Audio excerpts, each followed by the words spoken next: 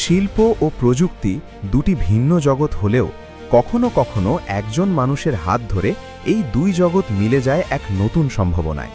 মোহাম্মদ মশিউর রহমান ঢাকা বিশ্ববিদ্যালয়ের চারুকলা অনুষদ থেকে উচ্চশিক্ষা নিয়ে কেরিয়ার শুরু করেছিলেন মোশন ডিজাইনার হিসেবে। পরবর্তীতে দেশের শীর্ষস্থানীয় কয়েকটি টিভি চ্যানেলে প্রধান মোশন ডিজাইনার হিসেবে কাজ করেছেন। দেশ ও দেশের বাহিরের প্রায় অর্ধশত টিভি চ্যানেলের ব্র্যান্ডিং তৈরি হয়েছে তার হাত দিয়েই। একজন সচেতনতামূলক চলচ্চিত্র নির্মাতা হিসেবেও অর্জন করেছেন বিশেষ সুনাম। শিল্প ও ডিজাইনের অভিজ্ঞতাকে সঙ্গে নিয়ে মশিউর রহমান এখন কাজ করছেন কৃত্রিম বুদ্ধিমত্তা বা এআই নিয়ে।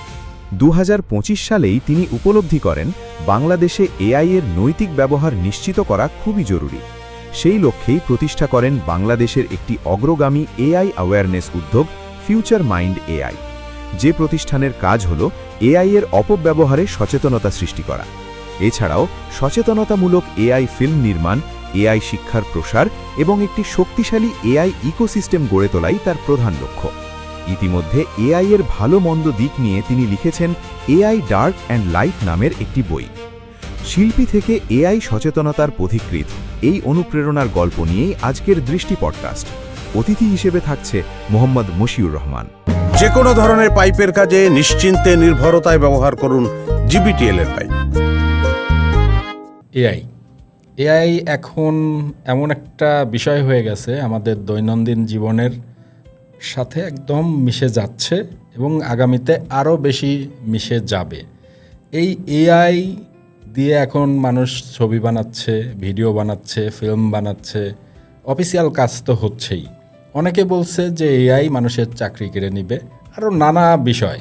তো এআইয়ের বিভিন্ন দিক নিয়ে আজকের অতিথির সাথে কথা বলবো, বিশেষ করে এআইয়ের নৈতিক ব্যবহার নিয়ে আমরা কথা বলবো। আমার সাথে আজকে স্টুডিওতে আছেন মশিউর রহমান প্রান্ত ভাই। প্রান্ত ভাই কেমন আছেন? আলহামদুলিল্লাহ ভাই, আপনি ভালো আছেন? অবশ্যই ভালো আছি। আসলে আমরা যখন এআই নিয়ে কাজ শুরু করি অলমোস্ট কাছাকাছি সময়ে, এবং আপনার এক ধরনের ইন্সপাইরেশন ছিল এআই নিয়ে। তা শুরুর গল্পটা আসলে একটু জানতে চাই যে এআইটা আপনি কিভাবে শুরু করলেন বা এখন বিস্তর যে কাজ করছেন সেটার পিছনের গল্প যদি একটু বলেন। পিছনের গল্প বলতে আসলে এআইটা হুট করেই ধরা, যখন আসলে আমি চাচ্ছিলামই যে ক্যারিয়ারের একটা চেঞ্জ নিয়ে আসবো। যে আমি তো জানেন যে মোশন গ্রাফিক্স নিয়ে টিভি চ্যানেলে প্রায় 17 বছর ধরে আছি। তো মোটামুটি আমার একটা বড় ভাই ছিল যে পরামর্শ দিল যে আপনি এআই নিয়ে কাজ করলে অনেক ভালো করবেন। তো 24 সালে হুট করেই ধরা আসলে এআইটা, মানে ওরকম আহামরি কোনো কিছু ভেবে না, ধরে ফেলেছি, ধরে মজা পেয়ে গেছি। আমি একটা গুরুত্বপূর্ণ প্রশ্ন করতে চাই। এআই নিয়ে এখন নানা ধরনের কন্টেন্ট হচ্ছে, বিশেষ করে দেখা যাচ্ছে যে একজনের ছবি লাগিয়ে ভিডিও বানিয়ে ফেলছে, এবং এআই তো আসলে এমন একটা জায়গায় পৌঁছে গেছে খুব রিয়েলিস্টিক মনে হয়, খুব মানে আমরাই অনেক সময় কনফিউজড হয়ে যাই যে এটা কি আসল না নকল। এবং এই জায়গাটায় নৈতিক বিষয়গুলাও এখন খুব খেয়াল করতে হচ্ছে, সেটা সরকার থেকে শুরু করে যারা এআই নিয়ে বিশেষ করে কাজ করছে তারাও। তা আপনি এআই ব্যবহারের নৈতিকতা নিয়ে বিশেষ করে কাজ করছেন, আপনার নানা পোস্ট দেখতে পাচ্ছি। তো এই বিষয়টা আপনার মাথায় কিভাবে আসলো? এই বিষয়টা আসলে আসার পিছনে আমি ব্যক্তিগতভাবে আসলে মানে সাফারার হওয়ার কারণেই বেশি আসছে। এমনি তো আমি সবসময় প্রত্যেকটা ক্ষেত্রে একটু নৈতিকতা মেনটেন করি। আর আসছে হচ্ছে আমি নিজে একটা ক্যারেক্টারকে ভাইরাল করেছিলাম, ওই ক্যারেক্টারটা আমি জানি সেটা হাল্ক নামে যে ক্যারেক্টার। পরে ওই ক্যারেক্টারটা মানুষ গালাগালির কন্টেন্ট বানাচ্ছিল, অ্যাডাল্ট কন্টেন্ট বানাচ্ছিল। পরে আমার পরিবার থেকে আমার বড় ভাই আমাকে ফোন করে বললো যে কি হাল্ক মানে এত খারাপ কেন এখন কন্টেন্ট। তো তখনই আমার মনে হলো যে আমি তো জনে জনে বোঝাতে পারবো না যে আমার মিরর 360-র হাল্ক আর ওই হাল্ক এক নয়। তার মানে আমাদের দেশের মানে প্রবণতা হচ্ছে একটা ভাইরাল কিছু হয়ে গেলে ওইটা নিয়েই কাজ করার। তার মানে কি করতে হবে? প্ল্যাটফর্ম ঠিক করতে হবে। তখন থেকে আসলে আমার নৈতিকতা মনে হলো যে এটা অ্যাওয়ারনেস তৈরি করতে হবে, দেশব্যাপী করলে সরকারও এটা নিয়ে কাজ করবে, তখন আসলে প্ল্যাটফর্মটা রক্ষা হবে নেক্সট জেনারেশনের জন্য। এআই নিয়ে বর্তমানে তো বিস্তর কাজ করছেন, এআই নিয়ে আসলে কাজ করতে গেলে কী ধরনের চ্যালেঞ্জগুলো সামনে আসতেছে? চ্যালেঞ্জগুলো আসলে প্রথম চ্যালেঞ্জ আসে যেটা যে অ্যাভেলেবেল না থাকাটা, মানে আমরা কোথা থেকে টুলসটা নিব। এটা এত ভালো একটা প্রযুক্তি, এত মানে কি বলবো, Advanced level মানে এত এর। ট্রেন্ডিং একটা অ্যাডভান্স লেভেলে, যেটা দিয়ে অনেক কিছু করা সম্ভব, অথচ আমরা কিন্তু অ্যাভেলেবেল সাধারণ জনগণ পাই না বা পাওয়ার মতো কোনো জায়গা নেই। তো এইটা হচ্ছে একটা বড় মানে ল্যাকিংস আমাদের। তো আমার মনে হয় যেটা, যে সরকারিভাবেই একটা সাইট থাকা উচিত যেখান থেকে সাধারণ মানুষ মোবাইল ব্যাংকিংয়ের মাধ্যমে টুলসগুলো কিনতে পারবে। তা এই ল্যাকিংসটা হচ্ছে আমি বইয়ের মধ্যেও আমি উল্লেখ করেছি যে মানে সরকারিভাবে এই পদক্ষেপটা নিতে হবে, এবং মানে যদি এমনও হয় যে কিছুটা ড্যামারেজ দিতে হবে, কারণ এটা দিয়ে কাজ করার মানুষ সুযোগ পেলেই না আমাদের দেশ আরও মানে AI ভালো উন্নয়ন করবে। করবে। হ্যাঁ, ভালো করবে। না, এখানে আমি একটা কথা বলতে চাই, যেটা হলো যে অনেক সময় দেখা যাচ্ছে টুলসের দাম এখন অনেক বাড়ছে, অনেক বাড়ছে, এবং আরো বাড়বে। এক ধরনের প্রতারক গোষ্ঠী ফেসবুকে ওই টুলসের মানে দাম অনেক কম বলে প্রচারণা চালাচ্ছে, এবং এক ধরনের প্রতারণা মানুষের সাথে করছে। এই বিষয়টা নিয়ে কি বলবেন? এটা আসলে আমাদের দেশের আজকের এটা মানে নতুন না, এটা বিশেষ করে হয় নানান ধরনের টুলস। আমরা এর আগে মানে যতগুলো অনলাইন প্ল্যাটফর্মের টুলস দেখছি, ক্যাপকাট বলি, বলি, এরকম ধরনের অ্যাডভান্স টাকা নিয়ে টুলসটা ঠিক মতো দেয়নি।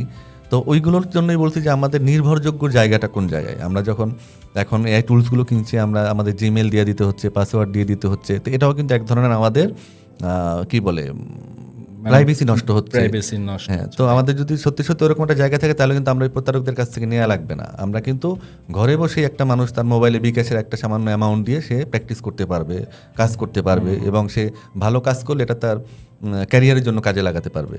আচ্ছা, এই জায়গাটায় কি সরকারের আসলে উদ্যোগ নেওয়া উচিত না, যে তারা এই যারা এআই নিয়ে কাজ করছে তাদেরকে টুলসের প্রোভাইড করবে বা বিশ্বস্ততার জায়গাটা নিয়েই কাজটা করবে? এটা কি করা উচিত অবশ্যই, কিনা? অবশ্যই, এটা একদম আমার কথাই মানে সবসময় আমার মেসেজ এটা ছিল যে সরকারকে এটা মানে সর্বপ্রথম আগে আসতে হবে সরকারকে, এবং বেসরকারিভাবেও আগে আসতে হবে, মানে সবাইকে আগে আসতে হবে। কারণ এটা খুব একটা ব্যয়বহুল টুলস, এবং এটাকে মানে প্রপারভাবে যেন মানুষ গাইডলাইন পায়, প্রপারভাবে ইউজ করতে পারে, তাইলেই আসলে মিস ইউজগুলো হবে না।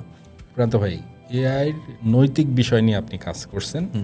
সাধারণ মানুষ আসলে এআই নৈতিকতা বলতে কি বুঝবে, বা আপনি কি বোঝাতে চাচ্ছেন? নৈতিকতা বলতে মনে করেন এই টুলসটা এমন একটা টুলস যে প্রম্পটিং করে চাইলে যে কারো চেহারা চেঞ্জ করে দেওয়া যাচ্ছে, যে কারো চেহারা দিয়ে যা কিছু বানানো যাচ্ছে, চাইলে যে কোনো মানুষকে মানহানি করা যাচ্ছে, চাইলে যে কোনো মিস ইনফরমেশন দেওয়া যাচ্ছে। তাহলে এই জিনিসটাই তো ইভেন ভয়েস পর্যন্ত হ্যাঁ, ক্লোন voice করা পর্যন্ত যাচ্ছে। ক্লোন করা যাচ্ছে। তাহলে এটা যারা যে জানে না এআইটা, তার কাছে তো এটা অনেক ভয়ঙ্কর একটা ব্যাপার। যখন আমরা ফেসবুকে মানে সোশ্যাল মিডিয়ায় যখন একটা নিউজ দেখি, এখন তো মানে অলমোস্ট একদম মানে রিয়েল, মানে আমরা যারা এআই দিয়ে কাজ করি আমরাও অনেক সময় কনফিউজড হয়ে যাই। সেখানে একটা সাধারণ মানুষ না বুঝে কিন্তু সেটা শেয়ার দিয়ে দিচ্ছে। হ্যাঁ, অথচ আমি একমাত্র কিছু কন্টেন্ট বানাচ্ছি যে এটা শেয়ার দেওয়ার আগে যেন মানুষ চেক করার কিন্তু অপশন আছে, কিন্তু সেটা তো মানুষের জানতে হবে, না ওই পর্যন্ত তো নলেজটা তাহলে থাকতে হবে। যে আমি একটা শেয়ার দেওয়ার আগে পোস্টটা আসলে অথেন্টিক কিনা এটা আমি দেখে নেই। বাংলাদেশে এআই এর অপব্যবহারের সব থেকে উদ্বেগজনক জায়গাটা কোনটা? এটা অবশ্যই আমি বলবো যে রাজনৈতিক বিভ্রান্তি তৈরি করা, আমাদের দেশের মানে একটা হট্টগোল লাগানোর জন্য যে ধরনের প্রক্রিয়া আছে, যে আমরা কিন্তু সবসময় একটা মানে কিছু ভাইরাল করার জন্য উদ্গ্রীব থাকি, যে একটা কোনো একটু মানে যদি জমানো কোনো নিউজ হয়, কিছু হয়, আমরা কিন্তু মুহূর্তে ওটা বন্ধুদের শেয়ার করে দিই, যে কোনো গ্রুপে শেয়ার করে দিই। কিন্তু ওটা যদি হয় এমন যে আসলে জিনিসটা টোটালটাই মিথ্যা, তখন কি হয়, ওটা যে শেয়ার করছে সেও কিন্তু এটার জন্য একটা অপরাধী হয়, বা মানে মানে দায়ভার তার উপরও পড়ে। আবার আমি এটা বুঝি যে মানুষটা এই কাজটা করতেছে, মানে রেডি করছে বা শেয়ার করছে, তার হয়তো ওই নলেজটা নাই জন্য তাকে আমি দোষারোপ করবো না। তাকে তো জ্ঞানটা দিতে হবে, সঠিক জ্ঞানটা, যে তুমি এটা করছো এটা ভুল, তুমি এই সঠিক এই কাজটা করো, এটা দিয়ে তো এত ভালো কাজ করা যায়, মানে এই নলেজটা তাদের দিতে হবে। জানে না জন্য সে একটা ফ্রি জিনিস পাইছে, প্রম্পট লেখে ইচ্ছা মতো মানে ভাইরাল হওয়ার জন্য এবং দ্রুত টাকা কামানোর জন্য। আর একটা সবচেয়ে বড় আমাদের যে ল্যাকিংস আছে, যে আমরা যারা শেখাচ্ছি, যারা মেন্টর হিসাবে এইটাকে, তাদের কিন্তু মানে একটা টিউটোরিয়ালের মধ্যে কখনো এই ওয়ার্ডটা দেখি না যে একটাবার বলবে না যে এটা কিন্তু খুবই শক্তিশালী টুলস, বা এটা এই করা যায়, মানে কিন্তু আপনারা কখনো খারাপ কাজে লাগাবেন না। আমি যেমন যতদূর জানি যে যারা মার্শাল আর্ট শেখায় তারা কিন্তু বলে দেয় যে তোমরা হিট করবা না কখনো, তোমরা তোমাদের প্রতিরোধ করার জন্য এটা শেখানো হয়েছে, তাই না? প্রয়োজনে ব্যবহার করবে। কিন্তু এই এআই টুলসটাও কিন্তু এরকম। কিন্তু আমি যখন এজ এ মেন্টর থাকবো, আমি যখন শিখাবো, তো আমার এটা যেটা ধারালো ছুরি, এটা যে হাত কেটে যেতে পারে বা অন্য আরেকজন ক্ষতিগ্রস্ত হতে পারে, এটা তো আমাকে বলে দিতে হবে। আর সেটা যখন দেখতেছি আমি অহরহ এটা বলে দিচ্ছে না কেউ, তখন তো অবশ্যই এটা আমাদের দেশের জনস্বার্থে সরকারের এটা উদ্যোগ নিতে হবে একদম, মানে 100% মানে সময় এখন। আচ্ছা, এই নৈতিক বিষয়টা নিয়ে আপনি কাজ করছেন এআই নিয়ে, এবং এই বিষয়ে আসলে আপনি কি পার্সোনালি উদ্যোগ নিচ্ছেন? আসলে এটা ব্যক্তিগতভাবে তো ওইভাবে প্রসারিত করা সম্ভব না, কারণ আমরা যখন একটা ভিডিও কন্টেন্ট বানাই ওটা আসলে কতজন মানুষের কাছে পৌঁছায়, তাই না? আমাদের হয়তো আশেপাশে কিছু মানুষ বা ফেসবুকে শেয়ার দিচ্ছি, মেসেঞ্জারে নিজের কিছু মানুষকে দিচ্ছি, হোয়াটসঅ্যাপে দিচ্ছি, বা যদি বুস্ট করা যায় তাহলে কিছু মানুষের কাছে যায়। কিন্তু যদি আমি চাই যে রাষ্ট্রীয়ভাবে আসলে প্রপারলি অ্যাওয়ারনেসটা করতে চাই, তাহলে মানে আমার এইটা হিউজ না। আমি চাই আমাকে ব্যবহার করুক সরকারিভাবে, আমি লাগলে সরকারের পাশে থেকে কাজটা করব, আমি দরকার হলে বেসরকারিভাবে কাজটা করব। কিন্তু অ্যাওয়ারনেসটা ঘটানোর জন্য আমি কি করছি, আমি এই মুহূর্তে অ্যাওয়ারনেস ফিল্ম বানাচ্ছি, অ্যাওয়ারনেস ভিডিও বানাচ্ছি। আবার একটা শ্রেণী আছে এআইটাকে ভুলভাবে দেখছে, তাদেরকে সঠিকভাবে সংজ্ঞা দিয়ে বোঝাচ্ছি যে না এআইটা ভুল না এখানে। আবার রিসেন্ট আমাকে একজন বলল যে এআইটা তো পরিবেশের জন্য অনেক ক্ষতি করছে, জলবায়ু দূষণ করছে। এটার জন্য আবার রিসেন্ট আমার একটা কন্টেন্ট আপলোড করছি যে আমি বিগত এত বছরে কী প্রযুক্তি আসছে, কী প্রযুক্তি কী উপকার অপকার দিয়েছে, সেখানে এআইয়ের কী ভারসাম্য কট্টক করছে বা কী করা উচিত। তো এইভাবে নানান ধরনের আমি আসলে কন্টেন্ট তৈরি করে আমি অ্যাওয়ারনেস তৈরি করার চেষ্টা করছি, বাট সেটা ওই লেভেলে পৌঁছাচ্ছে না। না, আপনার কাছে কি মনে হয় এআইটাকে কি অ্যাভয়েড করা উচিত, না এই টেকনোলজিটাকে স্বাগত জানানো উচিত? অবশ্যই স্বাগত জানানো উচিত। কেন উচিত? কারণ যে আপনার কাজ সহজ করে দেবে, আপনি সেটা কেন তাকে নেবেন না? আপনি কি মানে যে কাজটা ধরেন 24 ঘন্টা লাগবে, মানে এখন লাগাই করতেছেন, ওটা যদি আপনি 1 ঘন্টায় করতে পারেন, আপনি কি ওই 23 ঘন্টা কেন খাটবেন বলেন আমাকে? হ্যাঁ, সেটা ডেফিনেটলি একটা বিষয়, কিন্তু অনেকেই মনে করতেছে যে না এআই আসছে আবার চলে যাবে। মানে এক সময় যখন কম্পিউটার আসছিল তখনও কিন্তু কিছু মানুষ এটা বলেছে, হ্যাঁ। তারা নিজে থেকে ওই সারা জীবন পিছেই পড়েছিল। তা আপনার কাছে কি মনে হয় যে এআইও নিয়ে যারা এভাবে চিন্তা করছে তারা এক সময়? এটা আমি কিন্তু একদম মানে ভাবে নিব না, কারণ আমি নিজেও তো তাই ছিলাম। এআই তো আসছে মূলত আমাদের দেশে কন্টেন্ট ক্রিয়েশনে প্রায় 3 বছর। এর আগে তো এআই ছিল ভালোভাবে ধরতে গেলে 2 বছর। হ্যাঁ, ভিডিও কন্টেন্টে তো আমিও কিন্তু শুরুর দিকে যখন টুকিটাকি দেখি মানুষ ইমেজ বানায় উঠাচ্ছে করছে, আমি তো বেসিক্যালি চারুকলা ব্যাকগ্রাউন্ড, আবার মোশন গ্রাফিক্স, আমরা যারা কাজ জানি খেটে খুঁটে, আমরা কিন্তু ভাবি যে একটা অদক্ষ লোক উঠে যাবে এআই দিয়ে কাজ করে, এটা তো হতে পারে না, শিল্প ধ্বংস হয়ে যাচ্ছে, আমাদের সংস্কৃতি নষ্ট হয়ে যাবে। ওই লাইনে কিন্তু কাতার লোক আমিও ছিলাম। কিন্তু আমার কথা হচ্ছে যখন আমি জানলাম, নলেজটা আমার হলো, তখন কিন্তু বুঝলাম যে মানে বেটার, এটা অ্যাভয়েড করার কোনো সুযোগ নাই। এটা একটা মানুষকে মানে তার যা আছে গুণাগুণ সেটাকে আরো যথেষ্ট এক্সপ্লোর করতে পারবে এটা দিয়ে। মানে প্রত্যেকটা মানুষ এক একটা এজেন্সি হতে পারবে, প্রত্যেকটা মানুষ এক একটা প্রতিষ্ঠান হতে পারবে। তো আমি ওই সময় আমার কাছে মানে একটা সময় মনে হয়েছে যে না এটা তো ধরা যাবে না, এটা তো আসলে খারাপ। কিন্তু আমি যখন দেখলাম যে না এটা তো থামানোও যাবে না, তার মানে এটা তো কেউ ফায়দা নিবে, তাহলে আমি একটু ধরে দেখি বিষয়টা কেমন। তা কাজ করতে গিয়ে দেখলাম না ইটস ভেরি মানে বেটার। আমি যে পেন্টিংটা তুলি দিয়ে করছি সেই পেন্টিংয়ের সময় নেই, আমি তো এখানে আমার তো স্ট্রোকটা বলে দিতে হচ্ছে, তুমি স্ট্রোকটা এইভাবে দাও ওভাবে দাও, তার মানে তাকে ফুললি আমারই ডিরেকশন দিতে হচ্ছে। হ্যাঁ, এবং এই জায়গাটায় আপনার মতো মানুষদের কিন্তু খুব বড় একটা মানে ফ্যাসিলিটিস আছে। কেমন? সেটা হলো যে আপনি এই কাজগুলাই করে আসছি। হ্যাঁ, এবং এই কাজটাই এখন এআই আপনার জন্য অনেক বেশি সহজ করে দিছে, কারণ একাই আপনি অনেক কিছু করে ফেলতে পারছি। হ্যাঁ, আপনার এই পয়েন্ট নিয়ে আমার একটা কথা আছে। যেমন ধরেন এআইটা খারাপ মানুষের কাছে কখন হবে?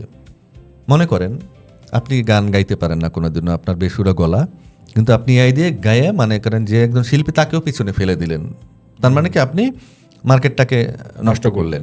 ইভেন আপনি ধরেন কাজ পারেন না ওরকম মানে ভিডিও জেনারেশন বা আপনার ওই লাইনের এক্সপিরিয়েন্সই নেই, কিন্তু আপনি যখন মানে নষ্ট জিনিস বানাই ফেললেন, মালায় আপনি মানে হুলস্থুল করে আপনি নিজেকে মানে খুব বড় একটা জায়গায় দেখাচ্ছেন, কিন্তু ঘুরে ফিরে ওই নৈতিক বিষয়টাই আসছে। হ্যাঁ, আপনি নিজেকে খুব বড় করে দেখাচ্ছেন, বড় করে করতেছেন, ওই জায়গাটাও তখন মানুষের মধ্যে কনফ্লিক্ট তৈরি হয় যে আর এআই এসে তো মানে কি আনাড়ি লোকজন এখন হয়ে যাচ্ছে। এই জায়গাগুলোতে সাধারণ মানুষের একটা ভ্রান্তি তৈরি হয়। কিন্তু আমার কথা হচ্ছে যে তাহলে ভালো মানুষগুলো কাজটা শুরু করলেই তো হয়। কারণ আমি যখন আমার স্ক্রল করলে আমি পাবো খারাপ মানুষদের কন্টেন্ট, তাহলে ওইখানে ভালো মানুষটা যখন কাজে নামবে তখন তো স্ক্রল করলেই শুধু সব ভালো কন্টেন্ট থাকবে, তাই না? তা আমার এইটাই কথা যে আমি নিজেও মানে একটা সময় ভুল নিয়েছিলাম যে না এআইটা তো না, কারণ যতক্ষণ আমি না নলেজ ছিল এআইটা সম্পর্কে, যখন আমি নলেজটা অর্জন করছি তখন আমার কাছে মনে হয়েছে যে এটা প্রত্যেকটা মানুষের জানা দরকার। একদম সেটাই।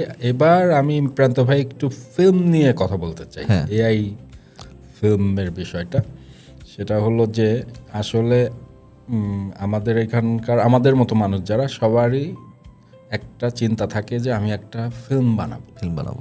হ্যাঁ, সেই চিন্তাটাকে বাস্তব করা আমাদের জন্য কিন্তু অনেক সহজ হয়ে গেছে অলরেডি। আর আপনি অলরেডি অনেকগুলা ফিল্ম তৈরি করে ফেলছেন, ছোট বড় ম্যাক্রো যত ধরনের ফিল্ম আপনি অলরেডি এক্সপেরিমেন্ট চালাচ্ছেন। সামনে হয়তো ফুল লেন্থও আসবে ইনশাল্লাহ। তা এই যে ফিল্ম দিয়ে মানুষকে অ্যাওয়ারনেস করা বা ফিল্ম নিয়ে কাজ করা, ইয়ার তো নানা দিক আছে। হ্যাঁ, কিন্তু এই জিনিসটাই আপনার মাথায় কিভাবে আসলো, বা এই ফিল্ম নিয়ে আপনার ভাবনা কি? আসলে তুমি সত্যি কথা বলি, আমি ছোটবেলা থেকে কিন্তু আমি একটু মিডিয়ার উপর দুর্বল। আমি 2003 সাল থেকে কিন্তু মোটামুটি র্যাম্প, মডেল, হাবিজাবি এইসবের সাথে জড়িত ছিলাম। প্রাচুনার থিয়েটারের সাথে ছিলাম, ছায়ানটে থেকে কমপ্লিট করা। তো মনে হয়েছে যে আমি ফ্রন্টালি ক্যামেরার সামনে কাজ না করলেও আমি অ্যাজ এ ডিরেক্টর হিসাবে কাজ করব। তো এইটা করতে গিয়েও আমি দেখলাম প্রডিউসার ম্যানেজ করা বা একটা কাজ করা, যেখানেই যাই আগে দেখতে চাই কাজ। কারণ আমি আগে কাজ কোথায় পাবো? আমার তো কেউ না কেউ শুরু তো করতে হবে। তো যে ক্ষেত্রে আমি কিন্তু অনেক কাজ করেছি, এর মধ্যে শর্ট ফিল্ম অনেক কিছু। তো আমার কাছে মনে হয়েছে বড় কাজে যাওয়ার আগে আমার তো আগে নিজেকে মানে ঘষা মাজা করতে হবে অনেক। আর ঘষা মাজাটা কিন্তু এআই দিয়ে সম্ভব হয়, যে আপনি কি চাচ্ছেন একদম ফ্রেম টু ফ্রেম ধরে। আমি যেমন প্রম্পটিং করার সময় আমি ডিটেল স্ক্রিন প্লেটা লিখে দিই। আমি যেটা শুটিং স্পটে থাকলেও আমি যেভাবে আমার অ্যাসিস্ট্যান্ট বা ওদেরকে বুঝাই দিই, আমি কিন্তু সেম কাজ আসলে একই স্টোরি বোর্ডিং থেকে শুরু করে সবকিছু তো একই বিষয়। হ্যাঁ, একই বিষয়। তো ফিল্মের ক্ষেত্রে আমার কাছে মনে হয়েছে যে আমি যে জিনিসটা বাস্তবে করতে পারিনি, আমার বাধ্যবাধকতা ছিল ফিনান্সিয়াল, বা আমার প্রডিউসার যে বাজেট বলে সে বাজেট আমি নাটক বানাতে পারবো না, বা আমার নিজের কাছেও নেই যে আমি নিজে করব। তো সেই ক্ষুধাটা আমি এখন এআই দিয়ে মেটাতে পারছি। আমার ভিতরে একটা গল্প নাড়া দিচ্ছে, আমি এখন আমার মতো করে বানিয়ে ফেলতে পারছি। আমার হয়তো বা আবার যখন আরেকটু বেশি হবে, আমি তখন হয়তো ফুল লেন্থ বানিয়ে ফেলবো, বা যদি কোনো ইনভেস্টর থাকে আমি ফুল লেন্থ বানিয়ে ফেলবো। কিন্তু আমি এমন না যে আমি রিয়েলটাকে অবজ্ঞা করছি, বাট এই মুহূর্তে আমার ওটা অ্যাবিলিটি নেই। আমার যদি আবার এখন বাজেট থাকে আমি নিজে আমি ওইটাই বানাবো, রিয়েলটাই বানাবো। বাট আমি তো এটাতে গল্পটা বলতে পারছি। আমার আজকে একটা গান লেখা ঘরে পড়ে আছে, ওটা কাউকে শোনাতেও পারছি না আমি টিউন করে, বাট আমি এআই দিয়ে কিন্তু আমি মানুষের কাছে পৌঁছে দিতে পারছি। তাহলে এটাকে আমি খারাপ কিভাবে বলবো? আমার একটা ডায়েরির মধ্যে গান ভিজুয়াল করতে চাইলেও সেটা সম্ভব। আমি একটু জানতে চাই যে যারা এআই ফিল্ম বানাতে চায় বা যারা স্বপ্ন দেখছে যে আমি একটা অ্যাটলিস্ট মানুষজন দিয়ে শুটিং না করে যদি সম্ভব হয় আমি একটা এআই ফিল্ম বানাতে চাই, তাদের উদ্দেশ্যে আপনার গাইডলাইন কি? তাদের উদ্দেশ্যে গাইডলাইন হবে ফিল্ম মানে মানে এটা কি এআই আর্টিস্ট নাকি মানে বাইরে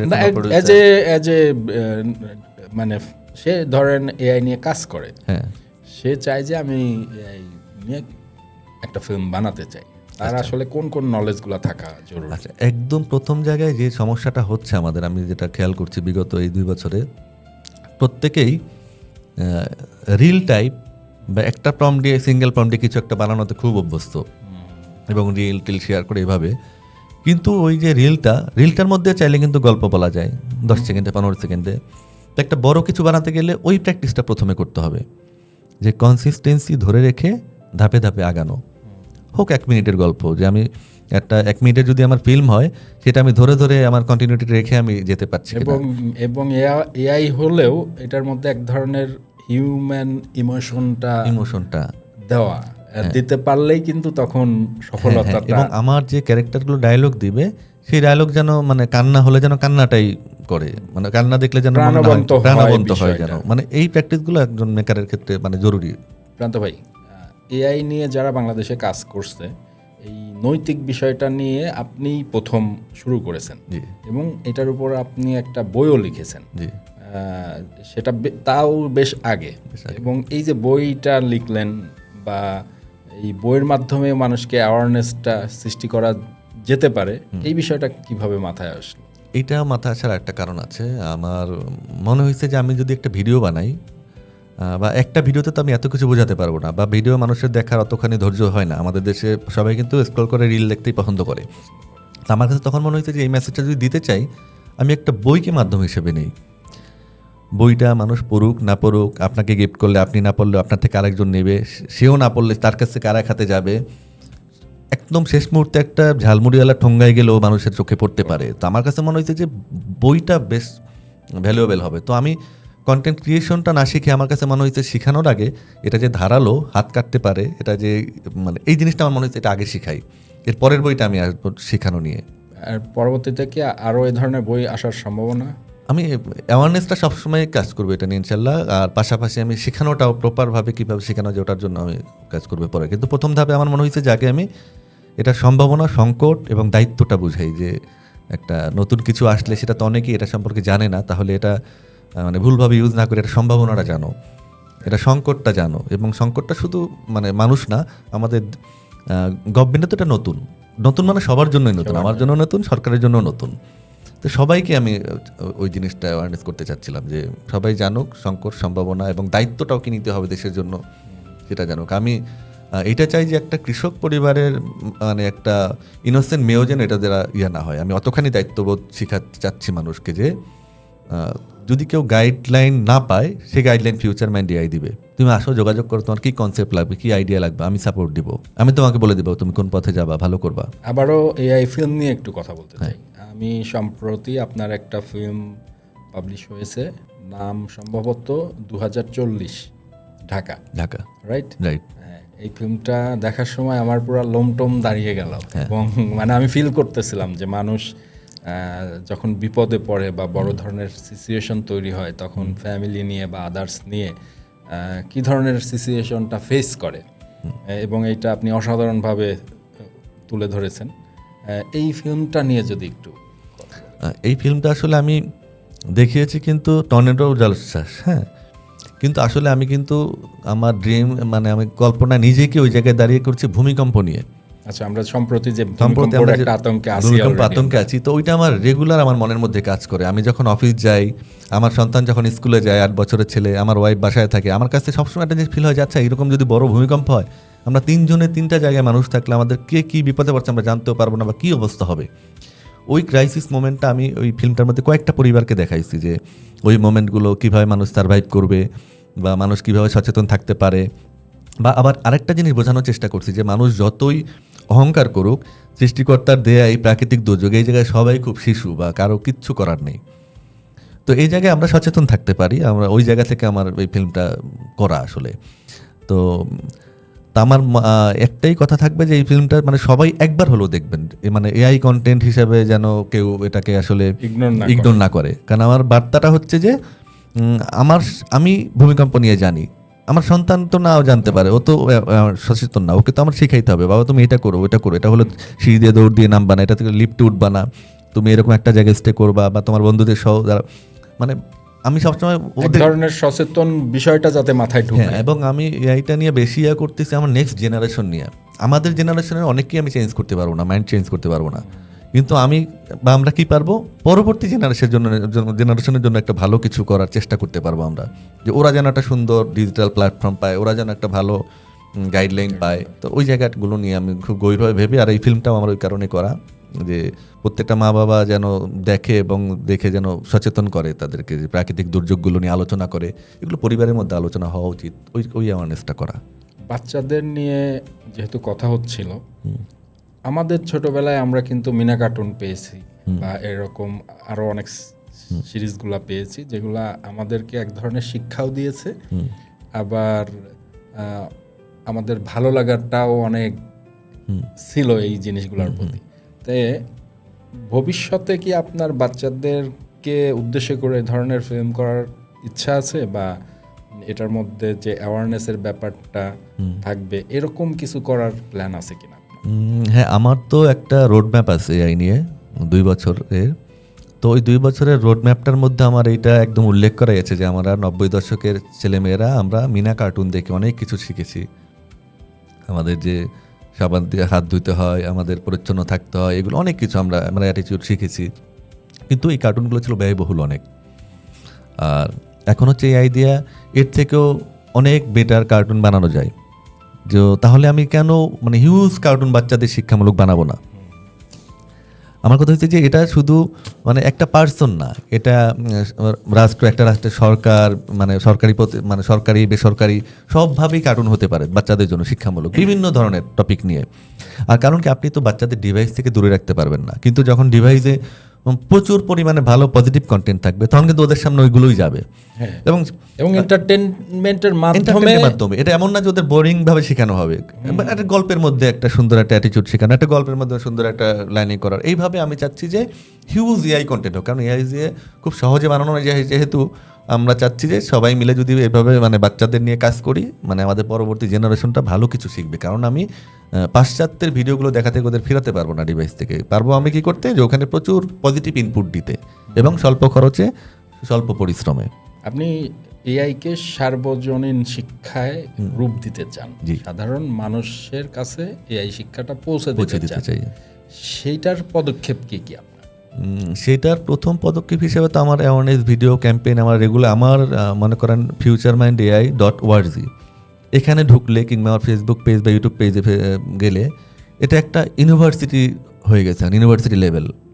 আচ্ছা। মানে আমার ওইগুলো যদি কেউ পড়া শুরু করে, একটা বিশ্ববিদ্যালয়ে যেরকম পড়াশোনার যে স্ট্যান্ডার্ডের বা যতখানি থাকা উচিত একটা সিলেবাসে, ওই পরিমাণ ওখানে আছে, কিন্তু সেটা তো মানুষের জানতে হবে, পৌঁছাতে হবে, পড়তে হবে, হ্যাঁ, দেখতে পড়তে হবে। এবং সেইটা পৌঁছানোর দায়িত্ব তো আমি একা পারবো না, এটা সরকারি বেসরকারিভাবে আমাকে করলে আমি তাদের হয়ে কাজ করতে পারবো। আর একটা কথা আমি সবসময় যেটা বলি সবার জন্য, আপনি বলতে পারেন গ্রামের একটা মানুষ এআই শিখে কী করবে, আমি কিন্তু এআই শিক্ষাটা মানে এআই শিখে কন্টেন্ট ক্রিয়েটর হতে হবে না। এআই শিখে মানে আপনি আপনার মানে নিজের প্রোটেকশনের জন্য, আপনি আপনার পরিবারকে রক্ষা করার জন্য আপনার জানতে হবে।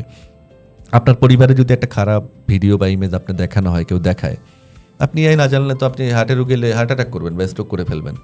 কিন্তু আপনার ধারণা থাকলে কিন্তু আপনি ঠান্ডা মাথায় এক্সপার্ট কারো কাছে যাবেন বা থানায় যাবেন বা একটা কিছু করবেন। তার মানে কি, এআই শিক্ষাটা নট অনলি কন্টেন্ট ক্রিয়েটর হতে হবে না বা আপনার এটা মানে বাস্তব জীবনে কাজে লাগাতে হবে তা না, নলেজটা নিতে হবে একদম একটা কৃষক পরিবার পর্যন্ত। আমি এটা বলছি যে বাটন ফোন ব্যবহার করে তারও এআই নলেজ জানতে হবে, যেটা এআই বলতে কিছু আছে, এটা দিয়ে এই বানানো যায়। আরেকটা বিষয় হলো যে এআই ইকোসিস্টেম নিয়ে আপনি প্ল্যান করছেন। এই এআই ইকোসিস্টেম বলতে আসলে কি বোঝায় এবং এটা নিয়ে আপনার প্ল্যান কি? এআই ইকোসিস্টেম বলতে মনে করেন এখন তো এলোপাথারি কাজ হচ্ছে এআই নিয়ে, এবং ওই যে আমি বললাম যে সরকারও তো এআইতে দক্ষতা তো না। এখন ধরেন এআইটা আসছে মানে সরকারিভাবে এই জিনিসগুলো শিখাবে নানানভাবে, কিন্তু সেটা আসলে কতখানি কার্যকরী হবে? আসলে কি বাংলাদেশের যারা এআই জানে টপ লেভেল তারা শেখাচ্ছে সরকারিভাবে? না, তারা তাদের মতো করে এই জিনিসটা যা শেখানো উচিত সেটাকে শেখাচ্ছে। তো ওই জায়গা থেকে তো এতে আমি যদি চাই যে একটা স্বনির্ভর মানে এআই নির্ভর একটা ভালো একটা জাতি তৈরি হবে, কারণ আমি এআইটাকে তো অ্যাভয়েড করতে পারবো না, সামনে এআইটা আরও আপডেট হবে। তো আমি যদি আমার জাতিটাকে ওই লেভেলে তৈরি করতে পারি তাহলেই না আমি এটা সুবিধাটা ভোগ করতে পারবো। কিন্তু সেই ইকোসিস্টেমটা তৈরি করার জন্য খুব সুন্দর প্ল্যানিং দরকার, খুব সুন্দর একটা রোড ম্যাপ দরকার।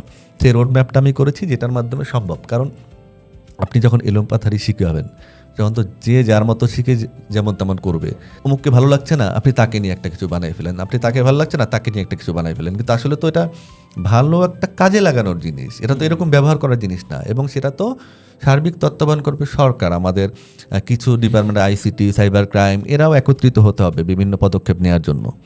এবং এটা তো একটা শিক্ষা ব্যবস্থার পার্ট করতে হবে। এটা নট অনলি একটা কোর্স থাকলো শিখাইলাম জানলো, বিষয়টা এরকম না।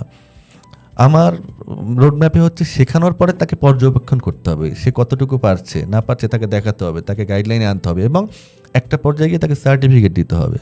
আমাদের দেশে কি আসলে সরকারের এখনই চিন্তা করা উচিত না যে এআই জন্যই আলাদা ইনস্টিটিউট করা? ওটি তো আমি বলছি, আমার তো যে ইনস্টিটিউশন, আমার রোডম্যাপটা 2 বছরের মধ্যে 50টা কোর্স আছে 2 বছরে, যেখানে সারা বাংলাদেশের মানুষ যারা ওই ক্যাম্পেইনটা যখন হবে সারা দেশে, অনেক তো যে প্রোটেকশনের জন্য জানলো এইটা কি, এর মধ্যে থেকে যারা ইয়াং জেনারেশন বা যারা আগ্রহী যেটা শিখে আমরা কর্মসংস্থান করব, আমরা উদ্যোক্তা হব, তারা তখন ঢাকায় এসে ওই ইনস্টিটিউটটা থেকে 2 মাসের ওই কোর্সটা করবে, সার্টিফিকেট কোর্স।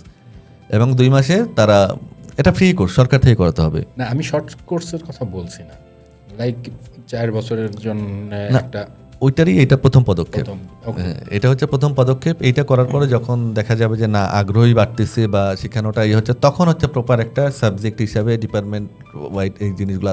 আর এটা তো আপনি যদি এখন এটা ডিপার্টমেন্ট হিসাবে করেন, ধরেন আমি কলেজে এটা সাবজেক্ট হিসাবে দিলাম, আপনি এতগুলো কলেজের টিচার কোথায় পাবেন ওই লেভেলের, যে আসলে তখনই কি হবে ওই এটা এখান থেকে ভেঙে ওখান থেকে পড়বে। ধরে এনে করা না, এটা ভেঙে পড়বে এই পুরো বিষয়টা। বিষয়টি ভেঙে পড়বে। আর মানে যে যেটা না তাকে দিয়ে সেটা করানো হবে, তখন আলটিমেটলি মানে ফান্ডগুলো লসের দিকে যাবে। আর সবচেয়ে আমি বারবার বলি যে এটা একটা ধারালো ছুরি, যেমন ফল কাটে সবজি কাটে, খারাপ হাতে পড়লে ক্ষতি হয়, মানুষের গলা কাটে আবার এটা দিয়ে আগাছাও পরিষ্কার করা যায়। হ্যাঁ। তা আমরা আসলে অনুষ্ঠানের একদম শেষ প্রান্তে চলে আসছি। আমি শেষে আপনার কাছে জানতে চাই প্রান্ত ভাই, যে আপনি আগামী 5 বছর পর, আপনার মাথায় তো অনেক প্ল্যান এটা নিয়ে, জি। আগামী 5 বছর পরে এআই ল্যান্ডস্কেপটা আপনি কিভাবে দেখতে চান বা কোন লেভেলে দেখতে চান, এবং এআই নিয়ে সাধারণ মানুষের জন্য আপনার বার্তা কি? এর জন্য আমাদের সাধারণ মানুষের জন্যই পাঠটা বেশি, কারণ আমাদের কিন্তু প্রত্যন্ত এলাকায় অনেক মেধাবী মানুষজন আছে, এবং যারা এই টুলসটা পেলে জানলে ফাটাই দিতে পারবে, এবং তারা ঢাকায় আসবে না, ঢাকার উপর চাপ কমবে। আমি যখন গ্রামে গিয়ে গিয়ে যখন এইটা শিখাবো, তখন ওরা গ্রামে নিজেদের মতো করে কর্মসংস্থান বানাতে পারবে, নিজেদের মতো কন্টেন্ট ক্রিয়েটর হতে পারবে, কেউ অটোমেশন করবে, কেউ ব্যবসা করতেছে। ওটা মানে শুধুমাত্র কন্টেন্ট ক্রিয়েশনে কিন্তু এর মানে যাত্রা না, বা পার্ট পার্ট পার্ট পার্ট করে শেখানো হবে। এবং প্রত্যেকটা মানুষ তখন কি হবে, ঢাকামুখী হবে না, সে তার এলাকায় বসে সে তার মতো এআই দিয়ে ঢাকার বিজনেস সামলাবে, অটোমেশন করে সে তার গ্রামে তার পরিবারের সাথে থেকে ঢাকার বিজনেস সামলাতে পারবে। কিন্তু এখন তো সেটা পারছে না। হ্যাঁ, বড়জোর সিসি ক্যামেরায় দেখছে বা ইয়ে করছে, বাট আমরা তো এআই দিয়ে 10 জনের কাজ একজন করছি, 50 জনের কাজ একজন করতে পারছি, তাই না? তো ওইরকম একটা সিস্টেম চালু করতে গেলে তো সেটা আসলে এরকম এলোপাতারি সিস্টেমে হবে না। ওরকম করতে গেলে আমার একদম রোডম্যাপ ধরে ধরে কে কোন বিষয়ে ইন্টারেস্টেড, কার মাথায় কোনটা ঢুকছে, কে কোনটা করবে, এটা আমার দায়িত্ব। কারণ আমার দায়িত্ব বলতে মানে আমাদের গভর্নমেন্ট বা আমাদের সবার দায়িত্ব, যারা আমরা বুঝি। কারণ একটা দেশের সর্বোচ্চ পাওয়ার হচ্ছে জনগণ, আর জনগণ যত ভালো থাকবে, ক্ষতিগ্রস্ত না হবে, ততই আমাদের মঙ্গল। কারণ এখন যে মিসইউজটা শুরু হয়েছে, এটা একটা পর্যায়ে গিয়ে ওই লিখিত নীতিমালা দিয়ে হবে না, এটা যদি বাস্তবায়ন নীতিমালা না হয়। প্রান্ত ভাই, অনেক ধন্যবাদ আজকে দৃষ্টি 24 পডকাস্টে জয়েন করার জন্য। আশা করি যারা দর্শকরা আমাদের সাথে ছিলেন তারাও অনেক উপকৃত হয়েছে আপনার কথা শুনে। আপনাকে ধন্যবাদ শাহিন ভাই। আর বেশি সংবাদ জানাই আমি দৃষ্টি 24কে, যে আমাকে গেস্ট করে এনে কথাগুলো বলার সুযোগ দিয়েছেন, যাতে কিছু মানুষের কাছে অ্যাটলিস্ট কথাগুলো পৌঁছাবে। আর সবার প্রতি আমার এটুকুই বলার থাকবে যে এআইটাকে ভালোভাবে ব্যবহার করলে এটা নিয়ে অনেক ভালো কিছু করা সম্ভব। তো আমরা ভালোর চর্চাটা করব। আর যদি কারো কোনো ঘাটতি থাকে যে না আইডিয়া পাচ্ছে না, ফিউচার মাইন্ড এআইয়ের সাথে যোগাযোগ করলে আমি সেটাকে হেল্প করব। তাতে সবাই ভালো থাকবেন।